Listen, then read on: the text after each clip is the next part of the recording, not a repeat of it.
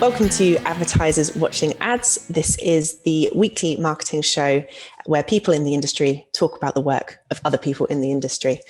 You might have noticed that I am most definitely not Tom Ollerton.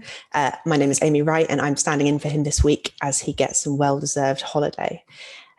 This week, our ad has been chosen again by our partner Contagious, but more about that in a minute. And what I would love to do is quickly cut and introduce our guest for today. So kicking off, here we go. I'm Seun, Odeneye. I am the Managing Director of Matterkind UK and Ireland. Hi, I'm Rhian. I work for Beiersdorf, currently on Nivea, head up search and D2C in the UK and Northern Europe. Hello, everyone. This is Varun. I'm sitting out of Singapore. I lead data and analytics and some similar functions across Southeast Asia and Japan for Reckitt. This week, we are going to be talking about Adidas Women's new ad, Beyond the Surface. So here you can check out the film now.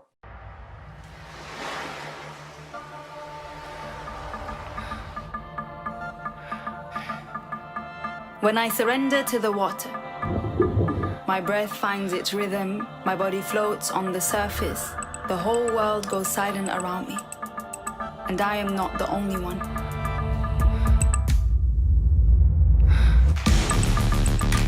We are the women who embrace the waters, immerse our entire bodies into the ocean.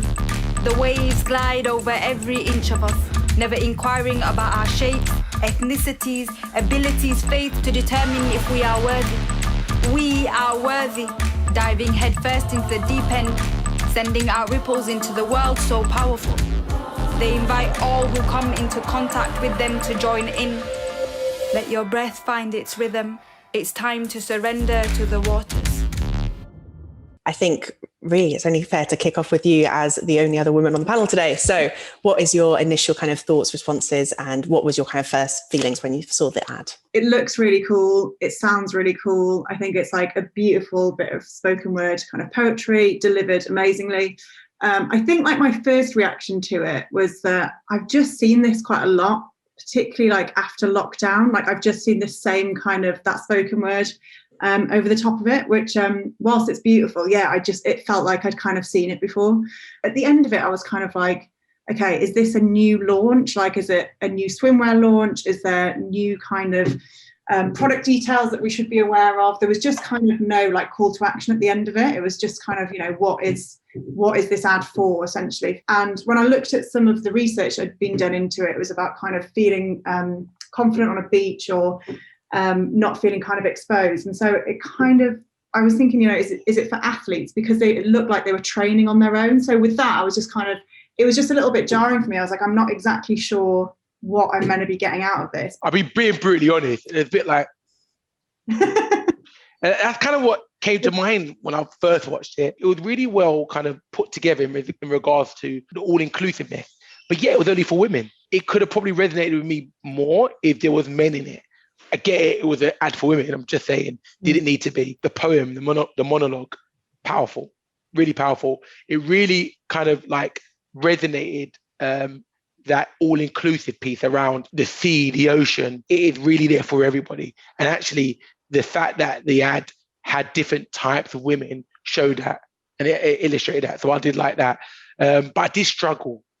I struggled, and I had a lot of unanswered questions. What was the connection? One is whenever I see an ad now, and this is just the training of being in this profession, I go back to starting to think, what was the brief given to the team and the agency, and where has this connected to, and where has this reached? So I kind of got what they were trying to do. One of the things I checked out was I thought this must have been 10 years ago. This seemed dated. Woman who's a target consumer looking at this will be like, okay, this is interesting, but haven't I seen this again and again? And brands trying to talk to me again and again with the same voice. So I felt disconnected thereof from that end. And they very much mention curves and body size and things like that. But actually, from what I could see in the ad, like I don't think I saw anyone over a size 10 to 12 probably. So it kind of felt like they were talking about it, but it wasn't represented in the ad that I saw. That's actually a really good observation, because I didn't actually notice that. I heard it in the poem. I thought, okay, I love that. I love the fact that they say it's ready for every curve. But yeah, you're not really putting your money where your mouth is, so to speak, right? I guess to counter that, they did do it with every belief. So I thought the First Lady had a head covering. And I thought that was quite cool because it showed that, okay, they are accommodating. But you're right. I think sometimes it is difficult when you are trying to be all inclusive to make sure you tick every category. In the world I live in, we do have a product shot at the end. But I do understand the need of not having it. But are we new? Are we exclusive? Are we different? Zilch, zero. How would you have approached this campaign? You know, what other kind of things would you be bringing into the universe for it? I think the problem is they're doing this kind of piece where it's like this broader initiative to get women into sport. What's the actual purpose of it? Like, because I think there's a lot of research and a lovely brief gone into it, but it's still, like we said, that's that slight disconnect.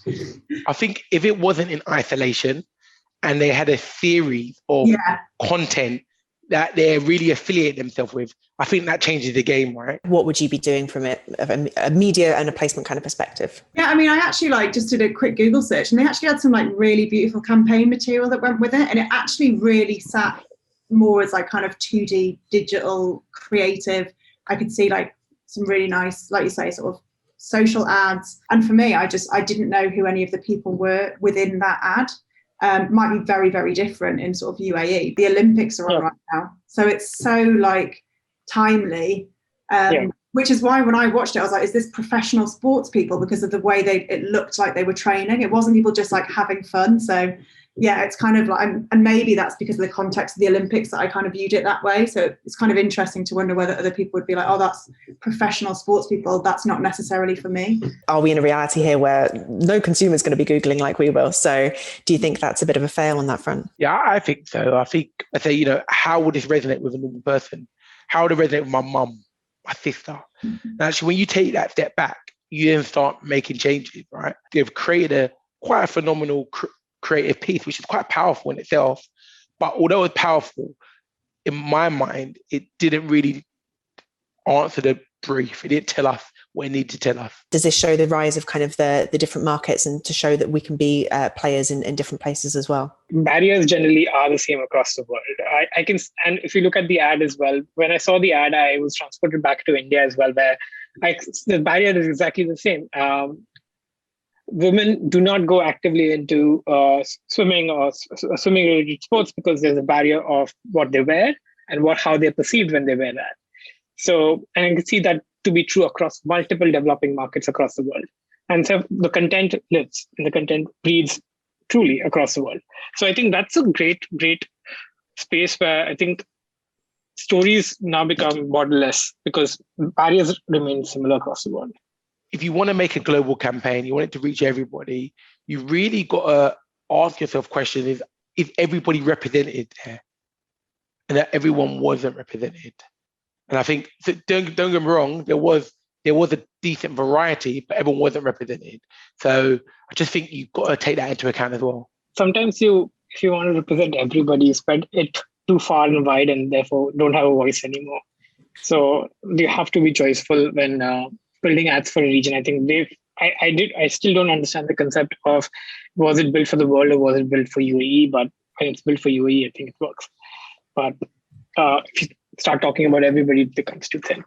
Yeah, maybe the message just dissipates into thin air. In the UAE, it would make sense. So I'm saying why are people on their own? Why are they in kind of different situations to what I would understand? So yeah, it really will resonate in the UAE, but then maybe again, my eye is that doesn't really make sense to me.